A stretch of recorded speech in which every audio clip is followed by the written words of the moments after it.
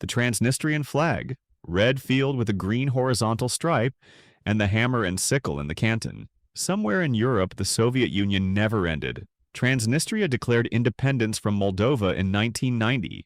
Russia moved in troops. They never left. Today, this sliver of land between Moldova and Ukraine flies the last hammer and sickle flag in Europe. Lenin statues still stand. Soviet anthems still play. Transnistrian rubles buy bread. Moldova calls it occupied territory. The EU calls it a frozen conflict. Russia calls it protection. The flag flies over a country that exists but doesn't exist, recognized by no one but defended by everyone who matters. The Cold War never ended here, it just changed address. The South Ossetian flag, white, red, and yellow horizontal stripes. The flag of a breakaway region that sparked a war and nearly started World War III. In 2008, Georgia tried to retake South Ossetia by force. Russia responded with tanks. 5 days later, Russian forces were 40 kilometers from Tbilisi. Today, South Ossetia flies its flag over a territory slightly larger than Rhode Island, but backed by nuclear weapons. Only Russia, Nicaragua, Venezuela, and Syria recognize its independence. Georgia calls it occupation. Russia calls it peacekeeping.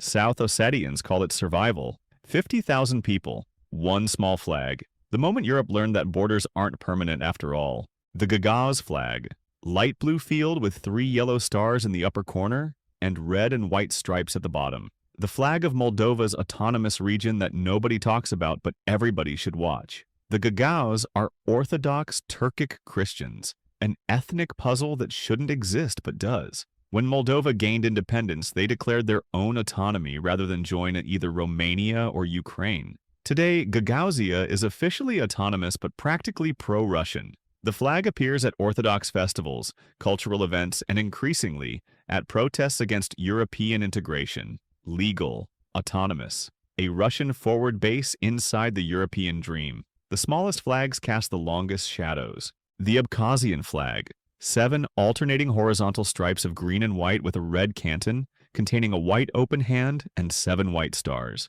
The flag of Georgia's lost coast, and Russia's newest trophy. Abkhazia declared independence during Georgia's civil war in the 1990s. Ethnic cleansing followed. 250,000 Georgians fled. Russian forces moved in to keep peace. Today, the flag flies over empty Georgian villages, Russian military bases, and resort towns where Moscow's elite vacation on stolen beaches. Georgia calls it genocide. Russia calls it recognition. Abkhazians call it independence. Beautiful coastline. Ugly truth. In the post-Soviet space, might makes right. The Artsakh flag. Red, blue, and orange horizontal stripes with a white stepped pattern. The flag of Nagorno-Karabakh until Azerbaijan made it disappear. For 30 years, ethnic Armenians controlled this mountainous region inside Azerbaijan. The flag flew over ancient monasteries, proud villages, and one of Europe's last unrecognized republics. Then came 2020. Azerbaijan launched a war. Turkish drones filled the sky. Armenian defenses crumbled. Today, the flag exists only in exile, in Armenian diaspora communities, and in the memories of 120,000 refugees who will never go home. Banned when Baku took control, survived in hearts that refuse to forget. Some flags die with the nations they represent. The Venetian flag, red field with a golden winged lion holding an open book. The flag of Venice, not the city, but the independence movement that wants to resurrect a 1,000-year-old republic. In 2014, Venetian separatists held an online referendum. 89% voted for independence. Rome said the vote was illegal. Venetians said they didn't care. The movement argues that northern Italy pays more taxes than it receives back, that Venice has its own language, culture, and identity, that the Italian state is a failed marriage. The flag appears at Lega Nord rallies, separatist demonstrations, and protests against mass tourism destroying the ancient city. Perfectly legal to wave, perfectly ignored by Rome, perfectly serious about leaving. A 1,000-year republic reduced to a region. Some demotions sting forever. The Corsican flag, white field with a black Moor's head wearing a white headband. The flag of France's Mediterranean island and the symbol of Europe's most persistent independence movement. Corsica has been French since 1768, but the island never felt French. The language is closer to Italian. The culture is Mediterranean. The independence movement never died. Today, the movement is peaceful but persistent. Corsican nationalists control the regional government. The flag flies over public buildings. Paris tolerates regional autonomy. Corsicans demand national independence. An island that belongs to France but dreams of belonging to itself.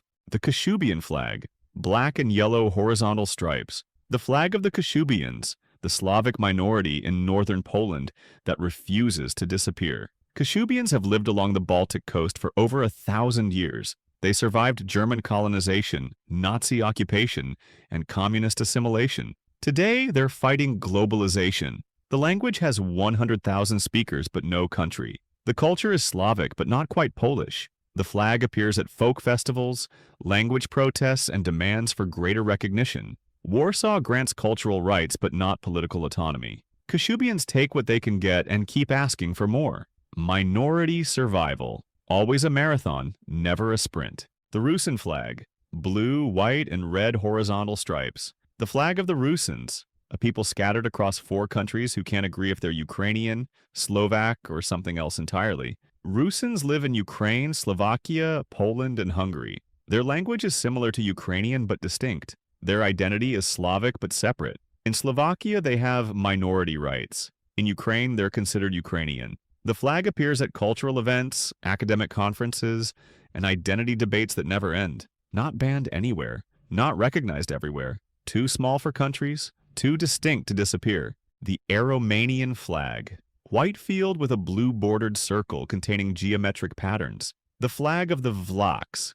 Romance speakers scattered across the Balkans who remember when shepherds ruled mountains. Aromanians speak a Latin language, practice Orthodox Christianity, and live as minorities in Greece, Albania, North Macedonia, and Romania. They're everywhere and nowhere. The flag appears at cultural festivals, diaspora gatherings, and linguistic conferences. Legal but obscure, recognized but ignored. Some flags represent nations. Others represent memories of what nations might have been.